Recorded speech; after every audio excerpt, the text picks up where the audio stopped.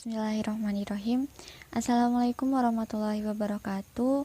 Perkenalkan, nama saya Medwita Usmir Matasari dan rekan saya Rizky Putri Wahyuni. Kami akan memaparkan tentang pertumbuhan dan perkembangan tafsir Al-Quran. Apa saja topik mengenai pertumbuhan dan perkembangan tafsir Al-Quran? Yang pertama yaitu pengertian tafsir. Yang kedua, tujuan tafsir Al-Quran. Yang ketiga adalah pertumbuhan dan perkembangan tafsir Al-Quran. Pengertian tafsir. Secara etimologi, tafsir bisa berarti penjelasan, pengungkapan, dan menjabarkan kata yang samar. Secara terminologi, tafsir adalah penjelasan terhadap kalamullah atau menjelaskan lafaz-lafaz Al-Quran dan pemahamannya. Sedangkan tafsir menurut KBBI berarti keterangan atau penjelasan tentang ayat-ayat Al-Quran agar maksudnya lebih mudah dipahami. Tafsir sendiri berasal dari kata al-fusru yang punya arti menjelaskan dan menyingkap sesuatu. Menurut pengertian terminologi, seperti dinukil oleh Al-Hafiz As-Suyuti dari Al-Imam Az-Zarkashi, tafsir ialah ilmu untuk memahami kitab Allah Subhanahu wa Ta'ala yang diturunkan kepada Nabi Muhammad SAW, menjelaskan makna-maknanya, menyimpulkan hikmah dan hukum-hukumnya. Ilmu tafsir merupakan ilmu yang paling mulia dan paling tinggi kedudukannya karena pembahasannya berkaitan dengan kalamullah yang hak dan batil. Tafsir Al-Quran juga dapat dikatakan sebagai ilmu pengetahuan untuk memahami dan menafsirkan yang bersangkutan dengan Al-Quran, dan isinya berfungsi sebagai mubayyin atau pemberi penjelasan, menjelaskan tentang arti dan kandungan Al-Quran, khususnya menyangkut ayat-ayat yang tidak dipahami dan samar artinya. Berikutnya yaitu fungsi atau tujuan tafsir Al-Quran.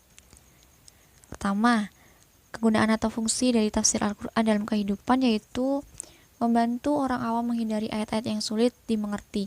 Misalnya ayat mutasyabihat. Contohnya surat Al-Fat ayat 10 yang artinya tangan Allah di atas mereka. Di sini bukan tangan seperti anggota badan kita, namun yang tersirat dari tangan itulah menjadi maknanya seperti kekuatan dan kekuasaan. Jika kita menilik dari contoh di atas, andaikan tidak ada penafsiran ayat tersebut, maka terjadilah hal-hal yang aneh dan tidak masuk akal dalam pengertiannya. Maka dari itu timbullah tafsir yang membantu arti-arti yang sulit dalam Al-Quran. Selanjutnya, unsur lain yang menguatkan kebutuhan tafsir karena terjadinya kesalahan-kesalahan dalam memahami isi Al-Quran semenjak zaman nubuwah hingga sekarang.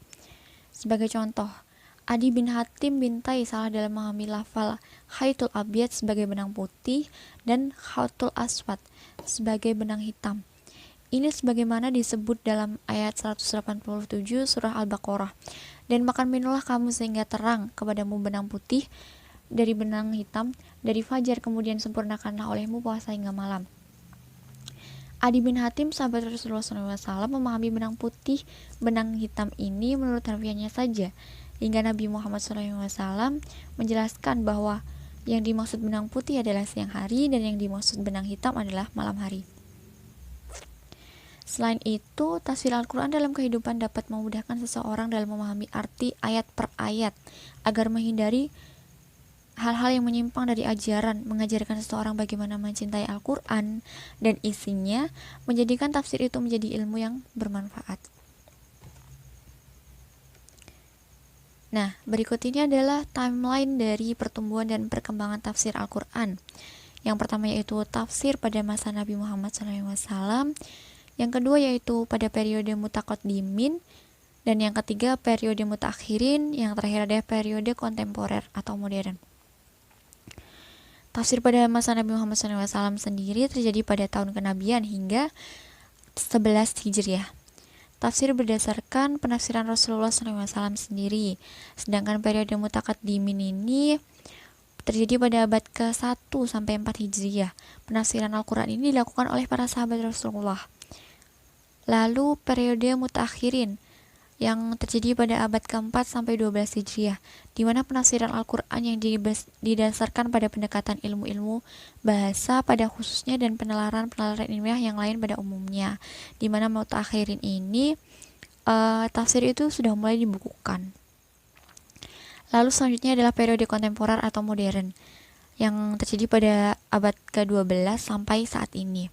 Buku tafsir ini tidak hanya berbahasa Arab, dan metode yang digunakan sudah mulai berbeda dengan metode yang sebelum-sebelumnya. Nah, ini yang pertama adalah Pertumbuhan dan perkembangan tafsir Al-Quran pada masa Nabi Muhammad SAW. Pada masa Rasulullah sendiri yang memikul beban untuk memberikan penjelasan mengenai ayat-ayat Al-Quran sebagaimana mestinya firman Allah Subhanahu wa taala menegaskan hal ini. Dan kami turunkan kepadamu Al-Quran agar kamu menerangkan pada umat manusia apa yang telah diturunkan kepada mereka dan supaya mereka memikirkan. Quran Surat An-Nahl ayat 44. Contoh-contoh tafsir yang dilakukan oleh Nabi Muhammad SAW yaitu memberikan batasan, dan yang kedua yaitu memberikan suri tauladan. Misalnya sendiri ketika Nabi mencontohkan sholat sebagaimana dalam hadis berikut. Lalu yang ketiga adalah menjelaskan hal yang sulit. Misalnya seperti tadi, benang hitam dan benang putih, di mana yang dimaksud benang putih adalah siang hari dan yang dimaksud benang hitam adalah malam hari. Atau di sini misalnya adalah dari riwayat Ibnu Abbas yang berkata, ada seorang laki-laki bertanya kepada Rasulullah SAW, bagaimana pendapat engkau tentang firman Allah, kama anzala ala al-muqtasimin, sebagaimana kami telah memberi peringatan, kami telah menurunkan azab kepada orang-orang yang memilah kitab Allah. Quran Surat Al-Hijr ayat 90. Lalu Nabi menjawab, mereka adalah kaum Yahudi dan Nasrani. Laki-laki itu bertanya lagi, allazi ja'alu al-Quran izin, yaitu orang-orang yang telah menjadikan Al-Quran itu terbagi-bagi. Apa izin itu? Nabi menjawab, orang-orang yang beriman dengan sebagian dan kufur dengan sebagian yang lainnya. Gitu. Lalu yang selanjutnya adalah periode mutakaddimin. Nah, di mana periode mutakaddimin ini terjadi sekitar awal abad pertama sampai abad keempat Hijriyah. Periode ini meliputi masa sahabat, tabi'in, dan tabi'in. Pada periode ini, tafsir mulai dibukukan. Nah, periode mutakaddimin ini dibagi menjadi 3, yaitu masa para sahabat, tafsir masa tabi'in, dan tafsir masa tabi'in. Nah, berikut ini adalah sahabat-sahabat yang terkenal dengan tafsirnya, yaitu seperti Abu Bakar As-Siddiq, Umar bin Khattab, Utsman bin Affan, Ali bin Abi Thalib, Ibnu Mas'ud, Zaid bin Sabit, Ubay bin Ka'ab, Abu Musa al-Asy'ari, Abdullah bin Zubair, dan Abdullah bin Abbas. Selanjutnya yaitu masih tentang periode mutakaddimin pada masa para sahabat, di mana perbedaan pemahaman para sahabat mengenai Al-Quran. Apa saja sih faktor-faktor yang menyebabkan perbedaan tersebut? Yang pertama adalah perbedaan tingkat pemahaman dan kemampuan dalam menguasai bahasa. Yang kedua yaitu perbedaan dalam intensitas dalam menyertai Nabi Muhammad SAW. Yang ketiga, perbedaan pemahaman tentang asbabun nuzul yang membantu dalam memahami makna ayat. Yang keempat adalah perbedaan pengetahuan mengenai syariat. Dan yang kelima adalah perbedaan tingkat kecerdasan karena mereka seperti manusia lain pada umumnya. Berdasarkan uraian tersebut dapat disimpulkan bahwa meskipun banyak terdapat perbedaan pendapat di kalangan sahabat, Al-Quran tetap dapat dipahami secara selaras seiring dengan tingkat perkembangan pengetahuan. Baik, itu dari saya, maka slide selanjutnya akan dijelaskan oleh rekan saya Rizky Putri Wahyuni. Terima kasih. Baik, saya akan melanjutkan penjelasan dari rekan saya, May 2000. Ciri khusus tafsir sahabat. Tafsir sahabat tidak dikeruhkan oleh hawa nafsu serta terhindar dari perselisihan dan kedustaan. Belum mencakup keseluruhan Al-Quran karena banyak ayat yang telah jelas bagi mereka. Hanya sedikit perbedaan pendapat dalam penafsiran karena mereka hidup semasa dengan turunnya wahyu dan memahami bahasa Arab. Tidak memaksakan untuk menjelaskan makna secara detail sehingga menjadi berlebihan dan tidak bermanfaat. Kebanyakan masih berkisar tentang kebahasaan yang dipahami sesuai kalimat yang terpendek. Belum terpengaruh mazhab manapun, tetapi tafsir mereka merupakan hasil istinbat hukum fikih. Tafsir belum dibukukan sehingga penyampaian dilakukan melalui riwayat dari mulut ke mulut. Tafsir belum dipisahkan dari hadis dan masih terpencar. Kemudian sumber rujukan tafsir sahabat. Al-Quran dengan mencakup kalimat yang panjang dan pendek, global dan terperinci, mutlak dan muqayyad, serta umum dan khusus. Kemudian penjelasan Nabi Muhammad SAW. Ketika beliau masih hidup, sahabat langsung menanyakan segala persoalan kepada beliau. Ijtihad dan kemampuan untuk beristinbat. Hal ini dilakukan apabila di dalam dua sumber di atas tidak ditemukan jawaban. Kaum ahli kitab Yahudi dan Nasrani. Hal ini dikarenakan sebagian Al-Quran sesuai dengan kitab Taurat dan Injil yang asli, seperti kisah para nabi dan umat-umat terdahulu. Begitu juga dengan Al-Quran yang mencakup ketentuan-ketentuan yang terdapat dalam Injil. Seperti kisah kelahiran Nabi Isa, hanya saja metode dan tujuannya dipakai Al-Quran berbeda. Kemudian madrasah tafsir pada masa sahabat. Ada 3 madrasah pada saat itu, yaitu madrasah tafsir Mekah, madrasah tafsir Madinah, dan madrasah tafsir Kufah. Pendiri madrasah tafsir Mekah yaitu Abdullah bin Abbas. Para musafirnya yang terkenal ialah Sa'id bin Jubair, Mujahid, Ikrimah, Atta bin Abi Robah, dan Tawus bin Kisan, dan lain-lain. Kemudian madrasah tafsir Madinah didirikan oleh Ubay bin Ka'ab.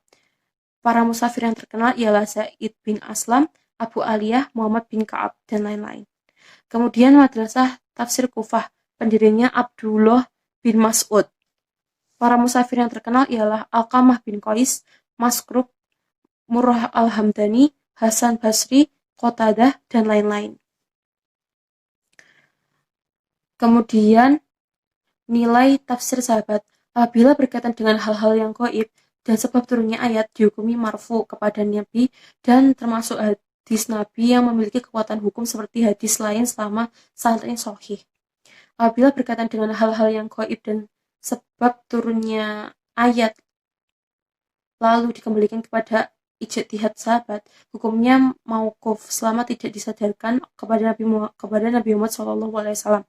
Akan tetapi, sebagian ulama wajib berpegang dengan hadis mauquf sahabat karena mereka lebih tahu.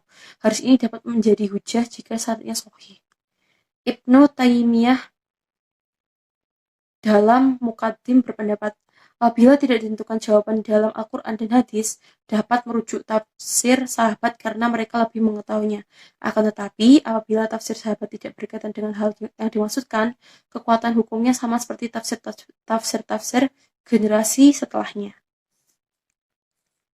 Kemudian, musafir yang terkenal pada masa Tabi'in. Di Mekah, misalnya berdiri perguruan tinggi Ibnu Abbas. Di antara muridnya yang terkenal adalah Sa'id bin Jubair, Mujahid, Ikrimah Maula Ibnu Abbas, Tawus bin Kisan al-Yamani, dan Atta bin Abi Robah. Di Madinah, Ubay bin Ka'ab lebih terkenal di bidang tafsir dari orang lain. Pendapat-pendapatnya tentang tafsir banyak dinukil generasi sesudahnya. Di antara muridnya di kalangan tabi'in ialah Zaid bin Aslam, Abu Aliyah, dan Muhammad bin Ka'ab al-Qurazi. Di Irak berdiri perguruan Ibnu Mas'ud yang dipandang oleh para ulama sebagai cikal bakal mazhab ahli ra'yi. Dan banyak pula tabi'in di Irak dikenal dalam bidang tafsir. Yang masyhur diantaranya adalah Alqamah bin Qais, Masruq al-Aswad bin Yazid, Murrah al-Hazani, Amir Ash-Sha'bi, Hasan al-Basri, dan Qadalah bin Di'amah as-Sadusi. Kemudian, metode yang digunakan tabi'in adalah sebagai berikut. Menafsirkan Al-Quran dengan Al-Quran, menafsirkan Al-Quran dengan hadis Nabi Muhammad SAW, menafsirkan Al-Quran dengan tafsir sahabat, dan ijtihad. Jika mereka tidak menemukan jawaban dalam Al-Quran, hadis, dan tafsir sahabat, mereka berijtihad. Kemudian hukum dari tafsir tabi'in. Sebagian kelompok seperti Ibnu Aqil dan berdasarkan riwayat dari Imam Ahmad dan Syu'bah menyatakan bahwa tidak wajib berpegang pada tafsir tabi'in karena mereka tidak mendengar langsung dari Rasulullah. Mereka tidak menyaksikan ketika Al-Quran diturunkan sehingga ada kemungkinan salah paham. Sifat adil tabi'in tidak ditetapkan oleh Al-Quran dan hadis seperti halnya sifat adil sahabat. Sebagian kelompok lainnya seperti Syufyan As-Sawri, Ibnu Abi Mulaikah, dan Al-Amashi. Kelompok ini merupakan kelompok mayoritas yang menyatakan bahwa tafsir tabi'in dapat dipegang jika tidak ditemukan tafsir Rasulullah SAW dan sahabatnya. Hal itu karena tabi'in menerima tafsir sahabat, menghadiri majelis mereka, dan melihat tata cara ibadah mereka. Kemudian, nilai tafsir tabi'in. Apabila penafsiran tabi'in mencakup asbab an-nuzul dan hal-hal gaib, memiliki kekuatan hukum marfu, seperti tafsir Mujahid. Apabila penafsiran tabi'in merujuk pada ahli kitab, hukumnya seperti penafsiran Israiliyat, yang dimaksudkan itu hadis Israiliyat. Apa yang disepakati oleh tabi'in dapat menjadi hujah. Jika terdapat perbedaan pendapat dan pendapat yang satu tidak dapat mengalahkan pendapat yang lainnya. Jika tafsir tabi'in tidak ada yang menentang, tafsir ini lebih rendah daripada tafsir sahabat. Akan tetapi nilainya lebih berharga apabila dibandingkan dengan tafsir generasi setelah mereka. Kemudian proses pembukaan tafsir tentu erat kaitannya dengan para musafir yang menyusunnya. Berikut ini musafir-musafir yang termasyhur pada masa tabi'in. Muqatil bin Sulaiman pada 150 Hijriah, Syubah bin Al-Hajjaj 160 Hijriah, Sufyan bin Sa'id As-Sauri 161 Hijriah, Waqi bin Al-Jarrah 197 Hijriah, Sufyan bin Uyainah 198 Hijriah, Yazid bin Harun 206 Hijriah, Ra'uh bin Ubadah 207 Hijriah, Abdurrazak bin Hammam bin Asy-Syan'ani, kemudian Imam Al-Bukhari pada 211 Hijriah. Kemudian ciri khusus tafsir tabi'in. Pertama, fokus pada sanad, baik riwayat tafsir Nabi, sahabat maupun tabi'in. Tafsir Al-Quran belum berdiri sendiri, tetapi masih menyatu dengan disiplin ilmu hadis. Tidak hanya fokus pada tafsir yang marfu kepada Nabi, tetapi juga mencakup tafsir sahabat dan tabi'in. Kemudian, perkembangan tafsir pada periode ini melalui 3 tahap. Tahap pertama, pemisahan tafsir dari kitab hadis menjadi disiplin ilmu tersendiri. Kemudian tahap kedua, tafsir mulai masuk pada fase yang sama sekali berbeda dari sebelumnya, yaitu meringkas isnadnya atau bahkan menghapusnya. Inilah awal mula masuknya pemalsuan dalam tafsir dan kisah-kisah Israiliyat. Di antara musafir yang melakukan penghapusan sanad dalam tafsirnya ialah Abu Ishaq al-Zujjaj, Abu Bakar Muhammad bin Hasan, dan lain-lain. Kemudian tahap ketiga, tafsir mulai mengalami perkembangan yang sangat signifikan, khususnya mengenai metodenya. Fase ini diwarnai dengan penulisan tafsir yang bercampur di dalamnya, antara tafsir bin al-Matsur dan tafsir bin al-Ra'i. Kemudian, periode kontemporer atau modern. Periode ini dimulai dari akhir abad ke-19 hingga kini. Satu hal yang penting dan layak dicatat ialah bahwa gerakan penafsiran Al-Quran sebelum periode kontemporer, hampir semua kitab-kitab tafsir ditulis oleh orang-orang muslim berkebangsaan Arab dan dalam bahasa Arab. Penafsiran Al-Quran ke dalam bahasa non-Arab umum terjadi pada akhir abad ke-19 Masehi dan terutama pada abad ke-20. Khusus untuk tafsir Al-Quran di kawasan Asia Tenggara, justru dipelopori oleh para musafir Indonesia semisal Abdur Rauf Sinke, Buya Hamka, dan lain-lain. Pada masa ini pula melahirkan metode corak yang baru dalam bidang tafsir. Di antara metode yang dapat dikemukakan oleh metode Maqdu'i atau tematis, metode Muqarin, adapun corak ialah tafsir corak al-adabi al-ijtimai. Kemudian metode yang digunakan oleh musafir kontemporer pun sedikit banyak berkelainan dengan metode yang digunakan oleh para musafir klasik. Kalau musafir klasik cenderung menggunakan metode lahlili atau analitis, maka masa penafsiran kontemporer penafsiran dilakukan dengan metode ijmali atau global dan maudu'i atau tematik, atau penafsiran ayat-ayat tertentu dengan menggunakan pendekatan-pendekatan modern seperti semantik, analisis gender, semiotik, hermeneutika, dan sebagainya. Adapun daftar pustaka yang kami gunakan, yaitu pada buku Pertumbuhan dan Perkembangan Tafsir dengan penulis Muhammad Juliantoro. Kemudian perkembangan tafsir dari zaman Nabi hingga kini yang ditulis oleh Hasrul pada tahun 2015.